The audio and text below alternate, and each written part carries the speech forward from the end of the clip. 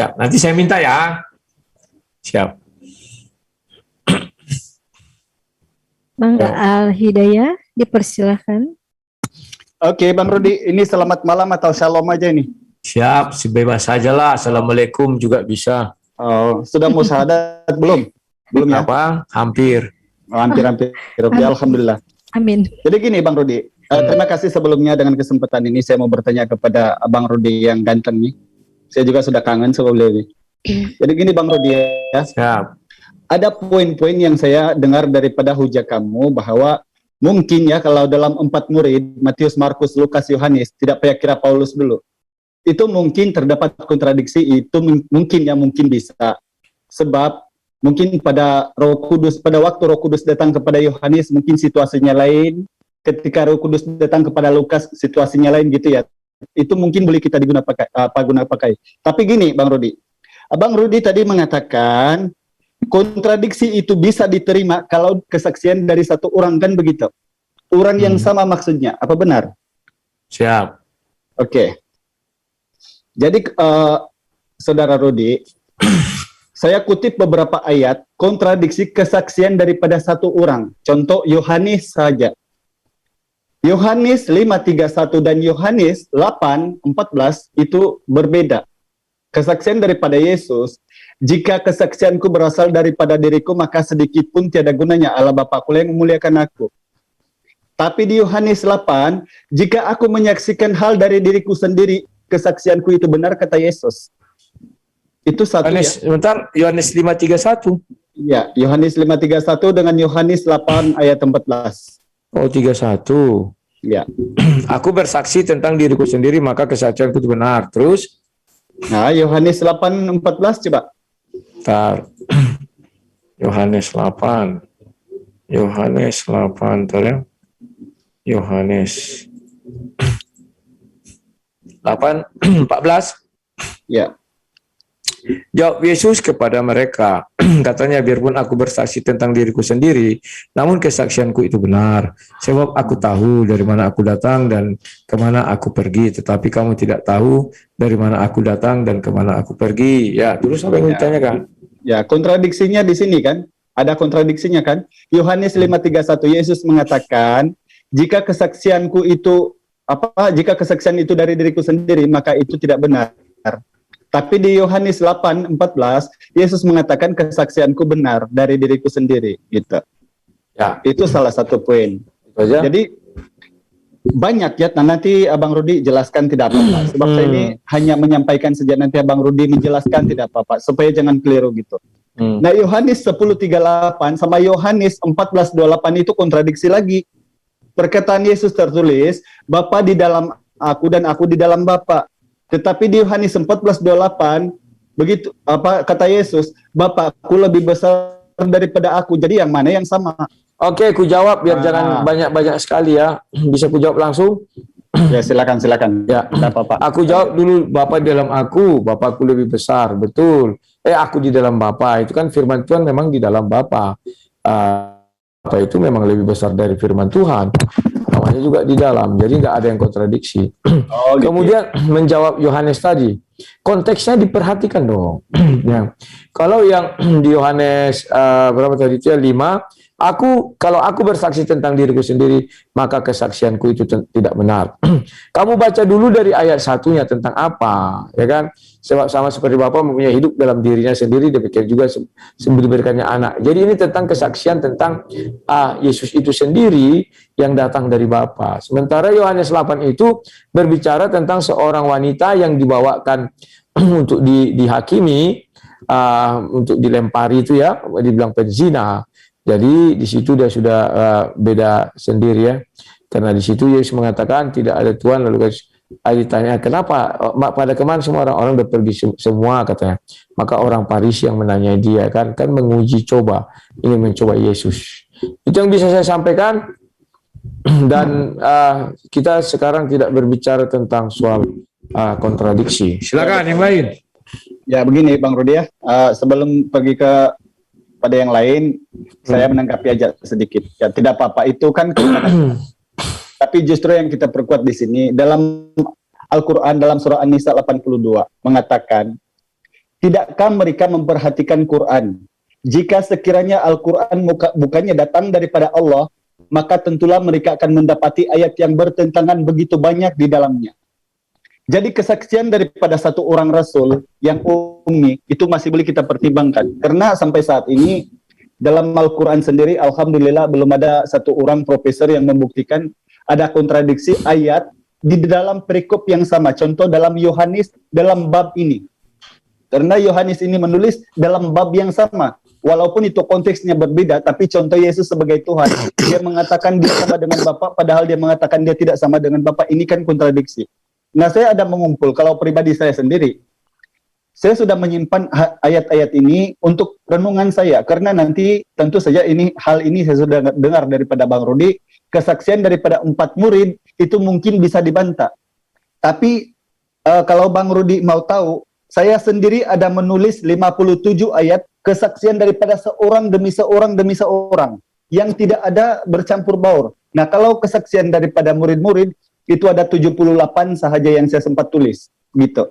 Jadi kesimpulan saya, imanilah firman Tuhan yang sesungguhnya datang daripada Tuhan. Karena bila mana firman itu diilhamkan oleh manusia, seperti di 2 Timotius 3:16 itu, bila mana itu diilhamkan oleh seorang manusia, maka percayalah itu akan terjadi kontradiksi, gitu. Jadi inilah mungkin kesimpulan yang bisa saya sampaikan, karena memang firman Tuhan itu, apalagi kalau kita tanyakan Amsal 7:18-19 itu apakah itu firman Tuhan atau firman perempuan, itu lebih jauh, gitu. Jadi ini saja, mungkin terima kasih dengan waktunya. Terima kasih buat semuanya, Kang Arman dan moderator Kanite. Wabillahi taufiq wal hidayah. Wassalamualaikum warahmatullahi wabarakatuh. Terima kasih. Aku tanggapi sedikit bisa? Wabarakatuh.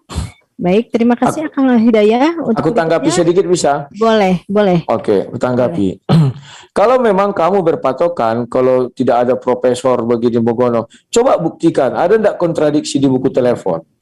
Kalau kamu bisa membuktikan bahwa di buku telepon itu tidak ada kontradiksi, maka kau harus beriman kepada buku telepon. Demikian juga buku togel. Tolong kau ambil buku togel, erek-erek itu.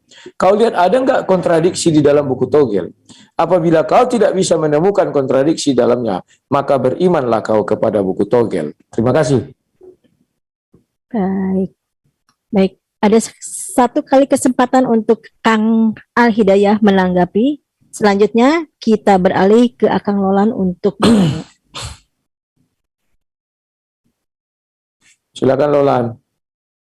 Akang Al-Hidayah mau menanggapi sedikit lagi, tidak? Jangan, nanti bolak-balik lagi. Oh, Kayak iya, aku. Ya, sudah. Mangga, Akang Lolan. Wah, ini mute. Ya.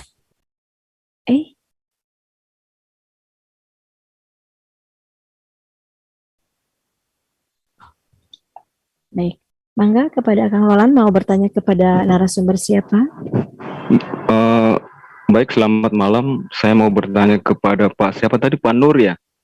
Pak Rul ya? Rul. Iya, baik. Mangga. Oh ya, baik. Terima kasih atas kesempatan yang diberikan. Pak Rul, selamat malam. Halo, Pak Rul, kemana Pak Rul? Ada, sebentar. Bisa dengar saya? Halo. Iya. Iya, Pak Rul. Bisa. Pak Rul, Silakan. selamat malam Pak Rul. Iya, begini Pak Rul ya. Tadi saya simak perdebatan dengan Bang Rudi. Pak Rul selalu menyerca Bang Rudi dengan kontradiktif soal kontradiksinya Bible ya, Injil ya. Sebelum saya masuk ke pertanyaan, penjelasan saya begini bahwa Tuhan itu dia tidak bergantung pada manusia, tetapi dia bergantung pada dirinya sendiri.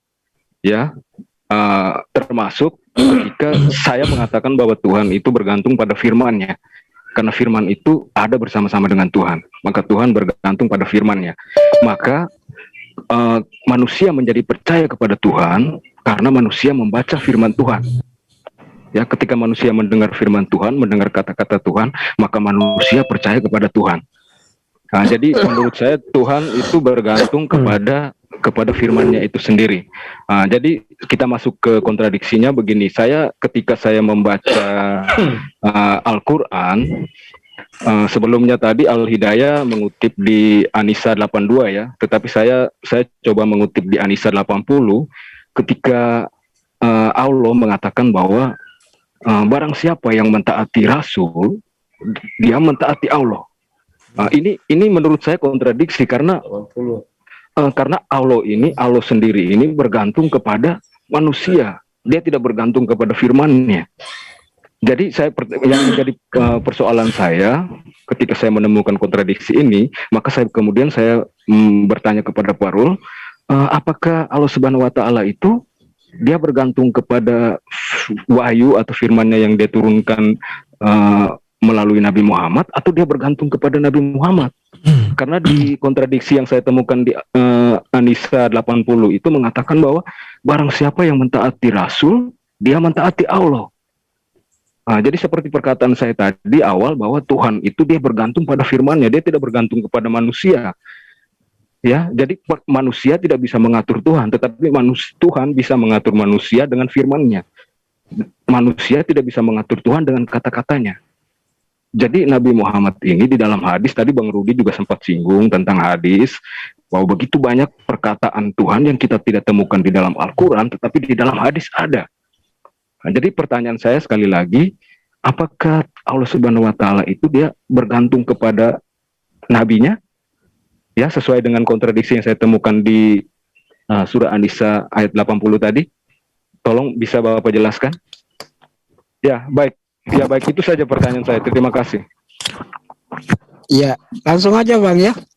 Iya, oke. Ya Bang Lolan, ya dengan pertanyaan yang sangat bagus sekali ini Bang. Jadi Allah itu bukan saja memerintahkan untuk taat kepada Rasul. Ya ayyuhalladzina amanu atiullaha wa atiur rasul wa ulil amri minkum. Bahkan dikatakan di situ.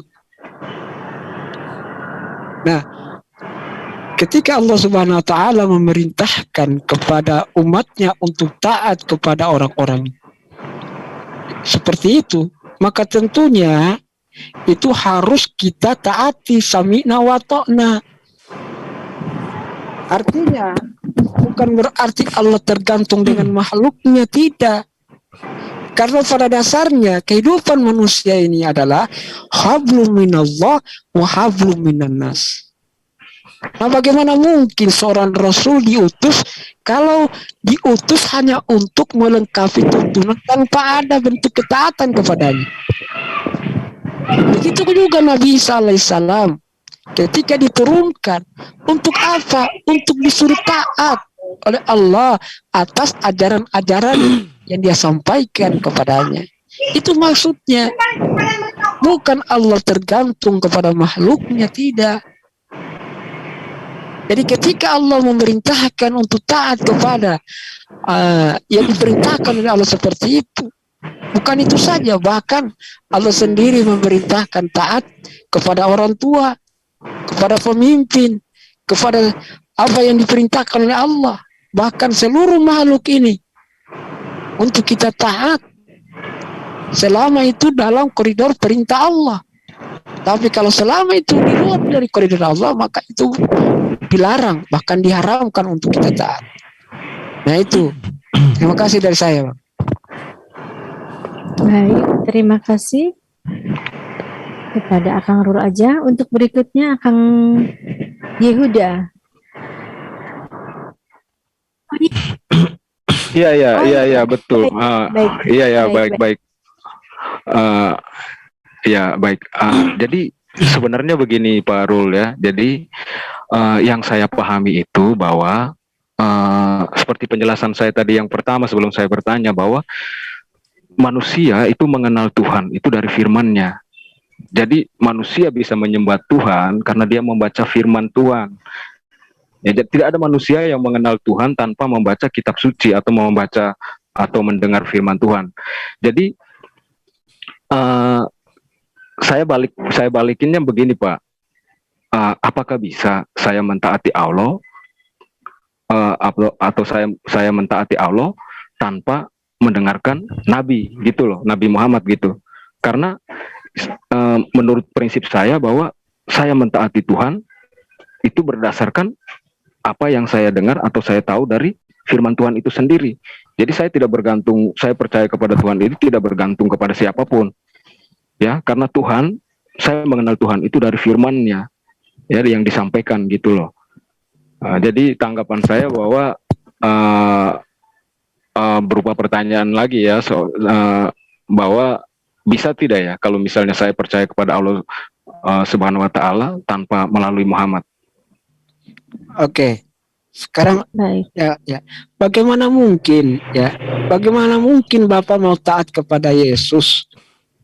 Ya kan? Mau taat kepada Yesus kalau Yesus itu tidak diutus melalui perantaraan Roh Kudus. Ya kan? Nah, bagaimana mungkin saudara ingin taat kepada Tuhannya Yesus kalau Yesus itu tidak kalian dengarkan segala perkataannya? Nah, itu maksudnya. Jadi Tuhan menurunkan utusan Nabi dan Rasul ini untuk sebagai diberikan pekabaran bahwa akan keberadaan daripada kehadiran daripada sosok daripada Tuhan itu sendiri. Bagaimana bisa menjawabkan tentang sosok Tuhan itu? Maka Tuhan memberikan sebuah tuntunan agar manusia ini bukan sesat, tidak mau. Tuhan itu menginginkan manusia itu tidak sesat. Maka dibawalahnya manusia ini ke dalam jalan kebenaran. Nah, jalan kebenaran siapa? Jalan kebenaran itu adalah seorang rasul. Jalan yakni fasilitas. Ya, tidak akan sampai kalian kepada aku kalau tidak kepadanya, kalau tidak melalui aku. Itu jalannya. Jadi diberikan sarana fasilitas. Tujuannya kemana? Kepada penyembahan kepada Tuhan satu yang sama. Itu maksudnya, tujuannya kemana? Sasarannya kemana? Nah, itulah maksud Tuhan menurunkan Nabi dan Rasul agar supaya manusia ini bisa mendapatkan tuntunan, bisa digandeng, bisa menjadi sopir dia. Agar manusia ini dimasuk dalam sebuah tumpangan yang akan membawa mereka ke dalam satu bahtera, yang dimana bahtera itu akan menuju satu pulau yang dinamakan dengan surga. Itu maksudnya, Bang. Terima kasih.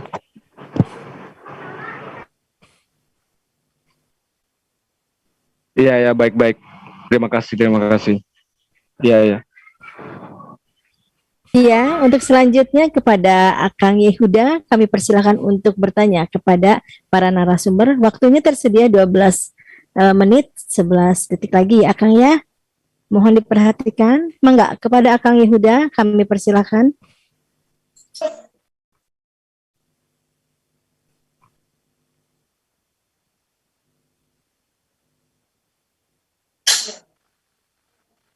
Halo. Ya. Baik, Jadi- mau bertanya kepada siapa, Kang? Sepertinya saya ini Kristen ya, bukan bertanya, tapi bisa nggak saya membantulah sang debater untuk penjelasan perbedaan Injil? Oh, jangan dibantu. Nanti kau buat apa saja, buat sendiri saja.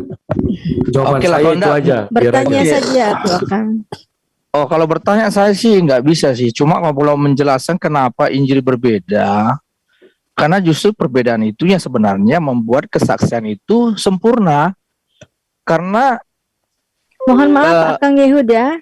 ya, Kami bertanya dulu kepada Akang Rodi, apakah bersedia untuk diperpanjang, ditambahkan. Itu yang tadi itu kuteraskan kan juga itu. Ada 4 orang. Kalau mereka semuanya seragam bicaranya, untuk apa ada 4 orang? Satu aja. Jadi kan itu juga itu. maksud saya sih mengutip dari apa perkataan Yesus juga, karena bagi Israel, Yesus juga mengutip bahwa kesaksian 2 orang atau 3, maka sebuah kesaksian itu dianggap sah. Itu bukan kesaksian tentang itu tentang sebuah kejahatan atau sebuah pelanggaran. Kalau kamu bilang itu sah, maka kitab Yeremia, Yesaya itu nggak sah karena nggak ada 2 orang menulis. Kan tidak demikian. Yang saya katakan itu sudah benar. Sudah nggak perlu kamu taati lagi, slow saja.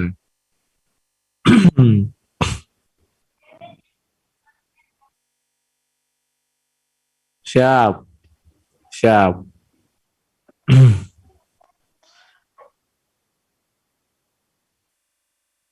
Hmm, Karena gini, saya maksud saya begini, karena Yesus juga mengatakan bahwa kesaksian dia itu juga di mana Bapa juga bersaksi tentang dirinya. Di ayat 18 ya, Yohanes 8 tadi 18, aku bersaksi tentang diriku sendiri dan juga Bapa mengutus aku bersaksi tentang aku.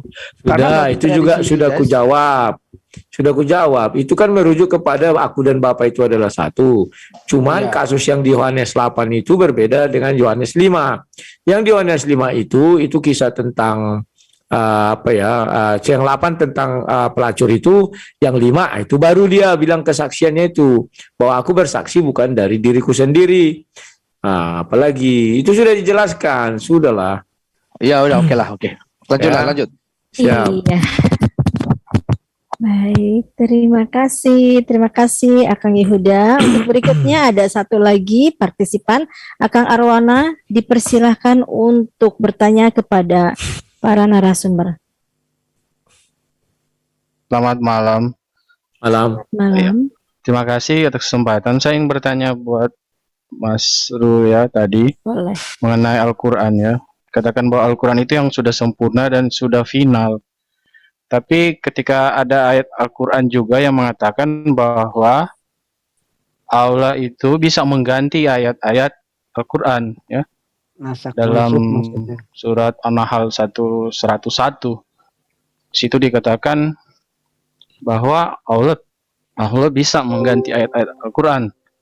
Yang kedua, saya ingin konfirmasi juga mengenai dari surat Ar-Ra'd ayat 39. Di situ dikatakan bahwa Allah bisa menghapus apa yang dia kehendaki ya di dalam Al-Quran. Jadi dari kedua ayat ini dapat disimpulkan memang bahwa belum final Al-Quran ini.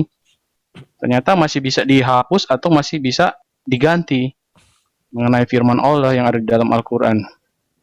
Jadi hanya itu yang ingin saya tanyakan. Terima kasih. Mangga kepada Akang Rul langsung Ya, dijawab. jadi perkataan surat An-Nahl 101 sampai 101 dengan surat-surat lainnya yang berkaitan dengan pernyataan Allah itu adalah pernyataan Allah bahwa di mana dikatakan di sana Allah menekankan kepada orang-orang kafir bahwa apabila kami Allah mengganti suatu ayat dengan ayat yang lain dan Allah lebih mengetahui apa yang diturunkannya, mereka berkata sesungguhnya engkau hanyalah mengada-adakan saja. Jadi pernyataan ini tidaklah hubungannya dengan ada hubungannya dengan kesempatannya Al-Quran itu mau dipreteli oleh Nabi Muhammad ataupun mau digantikan kedudukannya dengan ayat-ayat lain. Karena sampai hari ini ayat itu masih ada di dalam Al-Quran dan sampai hari ini pula Al-Quran tidak pernah menambah-nambahkan atau mengurang-urangkan apa yang ada di dalam Al-Quran itu sendiri.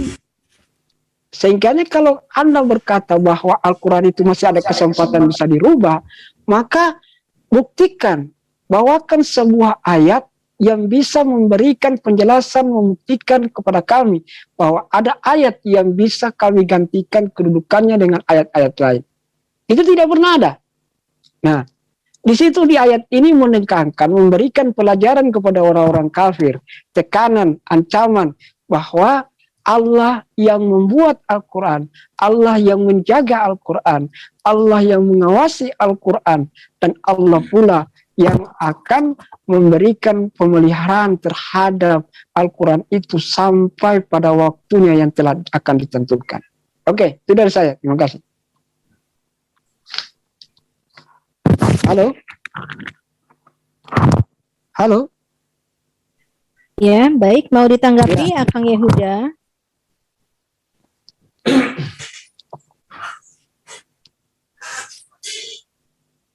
Akang Arwana, maaf. Mana Akang Arwana teh? Oke, terima kasih ya, saya di-mute tadi. Iya, jadi baru ini kan ayat ini bukan menekankan bahwa Nabi Muhammad akan menggantinya, tapi Allah sendiri yang akan menggantinya. Soal kapan kan ini dunia ini belum selesai, belum kiamat, jadi masih ada waktu. Waktu ya kapan saja kalau menurut ayat ini bisa Allah menggantikan. Yang kedua juga Allah bisa menghapus akan firman-Nya apabila Ia mengkendakinya.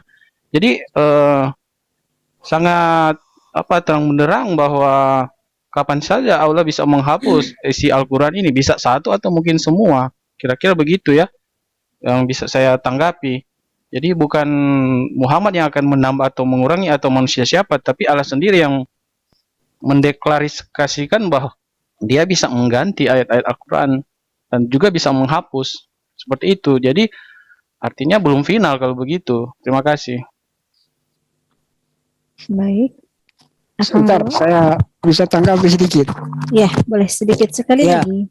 Sedikit sekali sedikit. Jadi gini Bang ya.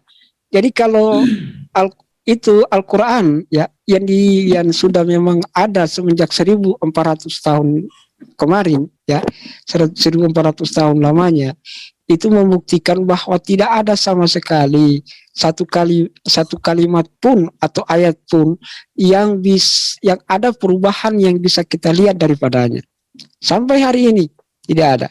Kemudian apakah ada harapan tersendiri bagi umat lainnya bahwa akan ada sebuah transisi daripada penulisan Al-Quran? Maka tentunya Al-Quran sudah memberikan penjabaran, sudah memberikan penjelasan bahwa ketika Nabi Muhammad SAW menerima wahyu yang terakhir, surat Al-Ma'idah ayat 3, itu membuktikan bahwa Al-Quran, agama ini sudah disempurnakan oleh Allah. Ya, telah kusempurnakan agamamu dan telah kucukupkan nikmatku itu kepadamu dan telah kuridhoi agama Islam itu sebagai agamamu. Jadi sudah tidak ada lagi yang namanya Nabi sesudah Nabi Muhammad. Ya, sudah tidak ada lagi yang namanya kitab selain daripada kitab Al-Quran, dan tidak ada lagi perubahan daripada Al-Quran itu sendiri kecuali yang sudah tertulis, yang sudah tergores dalam catatan sejarah yang Nabi Muhammad SAW sampai hari ini. Jadi tidak ada sama sekali. Itu yang bisa saya bantah dari saudara. Terima kasih. Iya, baik, terima kasih karena sudah tidak ada lagi yang raise hand. Untuk itu kita tutup saja untuk sesi bertanya antara partisipan kepada para narasumber. Baik, terima kasih kepada sahabat partisipan yang telah mengisi sesi tanya jawab ini. Terima kasih kepada bapak-bapak narasumber. Sampai ketemu di lain kesempatan. Terima kasih.